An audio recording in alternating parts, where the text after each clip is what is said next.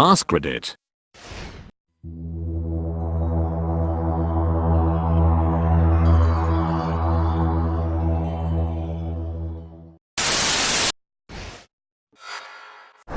AskReddit. AskReddit.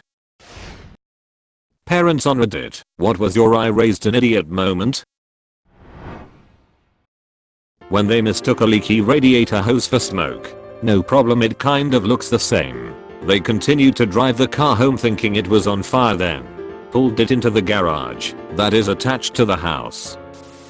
I don't think he's an idiot, but I think he lacks common sense, because he'll take a bite of food, it will be scalding hot. He'll cry and act like he's dying, but won't spit it out. He'll say, "Mommy, it's hot." And I'll say, "Well, I told you to wait for it to cool down. Or then blow on it," or something to that effect. He will say no, and then continue taking scalding hot bites, and crying that it's too hot. In his defense, his father's the same way.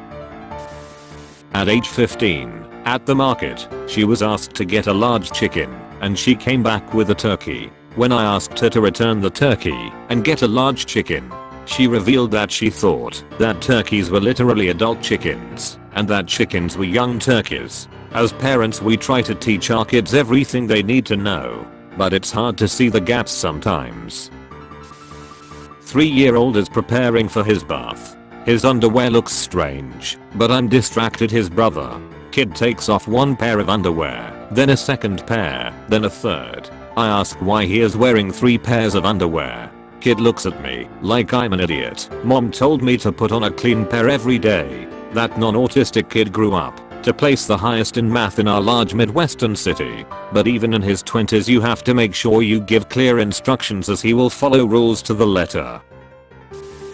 I haven't, and I hope I don't have to, but my dad said almost exactly that line in reference to my brother. My dad told me about a conversation they had that went like this, as best I remember. When his 3rd child was born and looked nothing like him, I told him he should get a DNA test, and he told me he wished he could, but it was too late. I asked what he meant, and he said by now all the DNA would have mixed, and there would be no way to tell who the child's father was. After I explained how DNA works to him, he still didn't believe me. When I asked him why he wouldn't just try on the off chance I was right, that rather than being on the hook for child support for a child he had literally seen for 12 hours total over the first year of its life, he said, "It's just 21 more years anyhow, why waste my time?" My son came to our house to visit. He didn't live with us. We weren't home, but we on our way home, so he let himself in. We walk in, and he's freaking out about breaking our newly adopted cat or something to that effect. I asked him what was she doing. She looked fine to me. He said she was vibrating when she sat on his lap. This is where he learned about cats purring.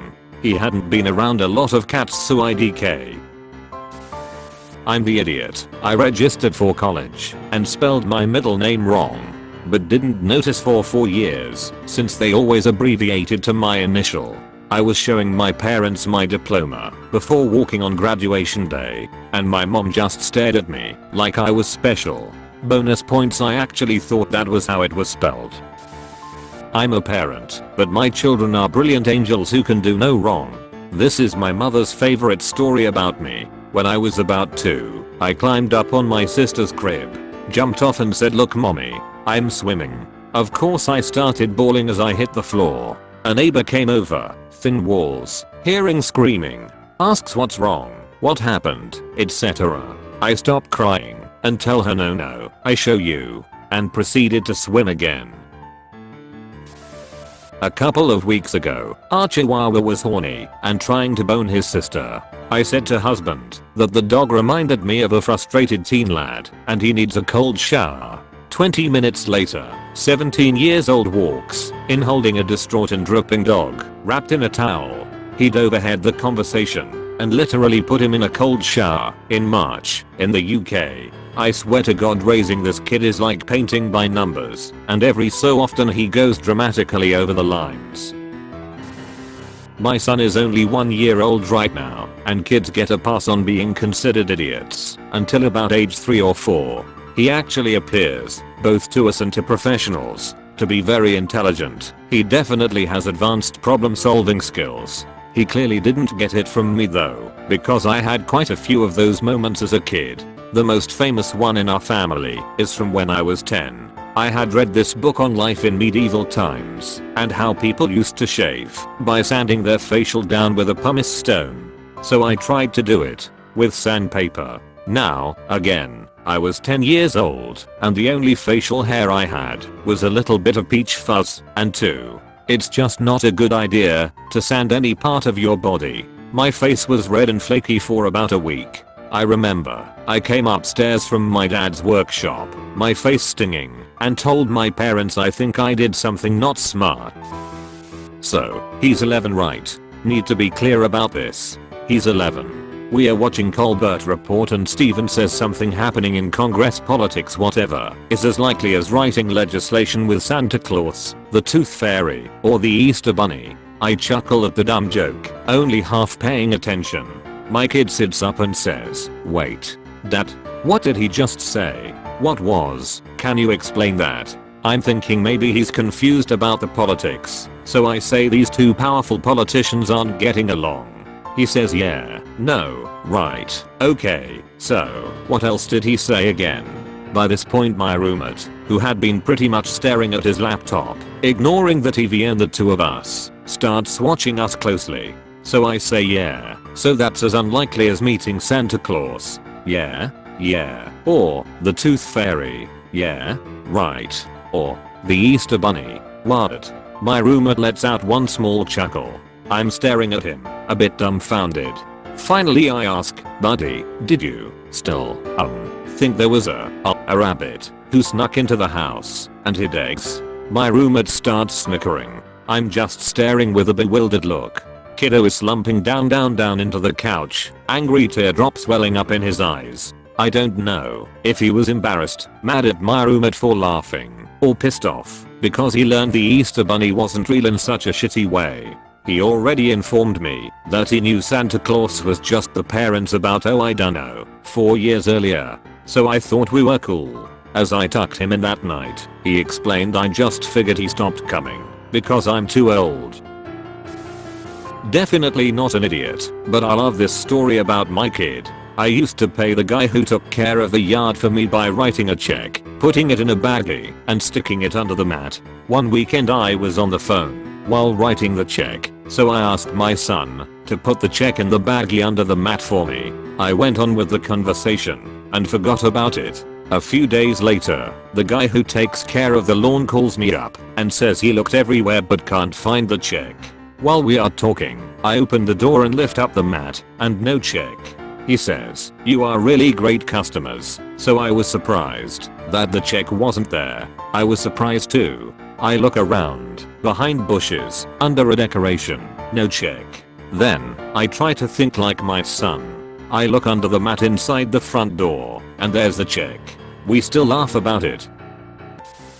OMG. He was fine until he had a kid. He would bring the baby over, 6mo, half dressed and bare feet sticking out of his carrier in the freezing cold, like 15 degrees. We've had multiple discussions about it over the years. He's 6 now, and he still doesn't dress him correctly for the weather. I've been tempted to report him at times.